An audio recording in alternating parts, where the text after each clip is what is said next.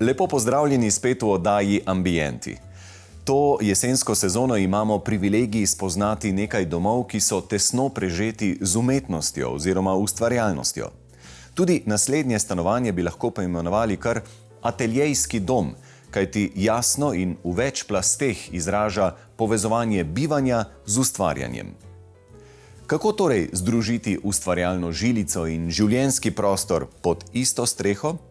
Za našo naslednjo gostiteljico Mači Kašelj. Podstrešna stanovanja enostavno imajo svoj čar. Zdi se pa, da ima tole še kakšnega več. Vizija lastnice, kako mora na koncu tole izgledati, je bila od začetka jasna. Kar ne preseneča, kajti tudi lastnici je ime Jasna.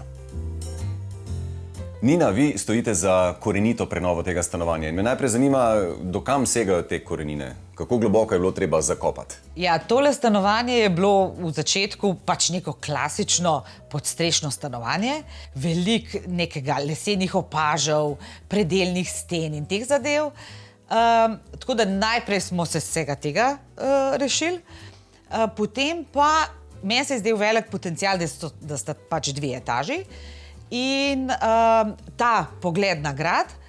Tako da največji poseg je bil v bistvu potem vzpostavitev te terasice, mini terase zgoraj v nadstropju. Koliko je bilo treba konstrukcijsko posegati v samo stanovanje? Tukaj je kritično, ne? Človek si ne more privoščiti čisto vsega.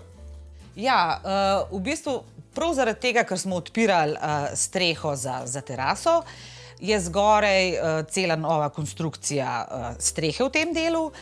Pa zaradi tega, ker smo spodaj rušili stene, se je tle v bivalnem prostoru ena velika traverza pojavila, ki je v bistvu omogočala, da smo ves prostor odprli.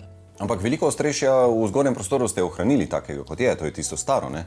Mogoče tle moramo povedati, da je stanovanje iz 2 delov sestavljeno. En del je bivalni del, drug del je pa atelje, zaradi tega, ker je tale lastnica, je moja sestra, je v bistvu kreativna oseba, scenografka, kostumografka in je rabila en prostor za ustvarjanje. Tako da tisti del je pa res ostal tako nekako nedotaknjen, smo sam dodajali neke medetaže. Tam smo čim bolj želeli ohraniti res tisti duh stare podstrehe. Kakšna je osnovna osebna izkaznica tega stanovanja oziroma stavbe? Ta hiša je iz leta 1840, drugače pa stanovanje, bivalni del ima 80 kvadratnih metrov, atelje pa okrog 70, s tem, da niso štete te etaže, ki smo jih naredili. Tako da v bistvu vstopi se kar v bivalni prostor, zagledaš vse naenkrat, potem v tem spodnjem nivoju je še kopalnica in ena majhna sobica, pisarna, kabinet, karkoli. V zgornji etaži je spalnica in ta mini terasa. Iz zgornjega dela je pa potem prehod v ta atelje. Podstrešno stanovanje očara zaradi svoje svetlosti in domačnosti. Prevladujeta bela barva in naraven les. Arhitektka pove, da so tudi njej najbolj všeč svetle barve in naravne barve lesa, vendar doda, da je bila to želja lastnice. Sama je v tem primeru bolj odgovorna za vzpostavitev funkcionalne arhitekturne lupine, ki bi lastnici omogočala dovolj prostora za ustvarjanje in različne kreativne detajle, ki jih ima to stanovanje. V stanovanju skorajda ni novega kosa pohištva. Že bežen pogled po njem nam razkrije lastničin odnos do dediščine in tradicije. Določeni kosi so bili nekoč del scenografije, nekaj je podedovanega, nekaj pa je kupljenega na bolšjem sejmu. Jedilna miza je bila nekoč last njunega dedka. Vsi so malo pozabili nanjo, dokler je ni Jasna našla in s pomočjo restavratorjev rešila pred propadom. Mizar se je podpisal z intarzijo ribice.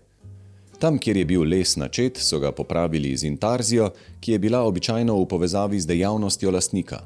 Dedek sicer ni bil ribič, temveč mesar, zato je nekje na mizi skrita tudi intarzija mesarskega noža. Kuhinja, ki je videti kot iz nekega drugega časa, je bila narejena popolnoma na novo, vendar na star klasičen način. Kuhinja je narejena zelo enostavno. Njena značilnost je pa to, da nima vodil. In vsi predali se odpirajo Na ta način, da so stranske stranice so mal daljše in so namazane z žajfo in tečejo k namazane. Vodila na žajfol, kako bi se rekli temu. No? Tako. Mogoče je zanimiva tudi kopalnica, kako smo rešili osvetlitev kopalnice. Nad kuhinjskim pultom je odprtina, kjer smo namestili eno omarico, zastekljeno iz sprednje in zadnje strani, kjer so noter pač stekleni in keramične zadeve. In nekako je zanimiv element in svetlobo pač prepušča.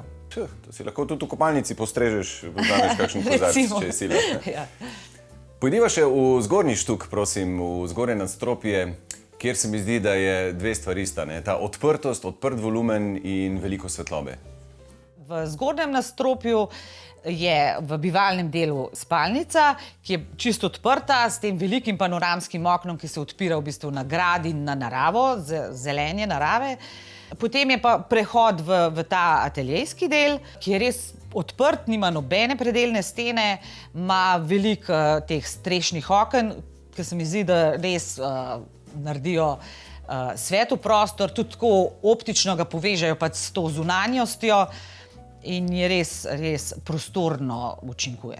Zanimivo, čeprav skoraj da ni vrat v tem stanovanju. No? Če se skregaš, imaš kam iti, imaš zelo lepe kotičke, kjer lahko preživiš, da gre nevihta mimo. Ja, res. Nad posteljo, to glavno posteljo, je še ena taka mini galerija z knjižnica z enimi takimi dvižnimi stopnicami. To se mi zdi en tak zanimiv in luškan detajl. In tudi tam v ateljeju, no, s temi podesti, imaš čisto odprte, imaš malo bolj skrite, tako, no, res imaš dosti prostora. Kako se je pa lastnica, torej vaša sestra, navadila vsakodnevnih stopnic, ki jih mansarda hočeš nočeš prinese s seboj? Ja, to je pač vzameš kot dejstvo, tako kot tudi recimo življenje v starem mestnem jedru, kjer recimo ne moreš prosto z avtomobilom hoditi ali pa, mislim, so prednosti in pomanjkljivosti. Imeti rad tole mesto pomeni, da sprejmeš vse te stvari, no. Mislim, po vseh stopnicah te tlele kar čaka nagrada, ne? Ja. Nagrada in pogled na grad. Ja.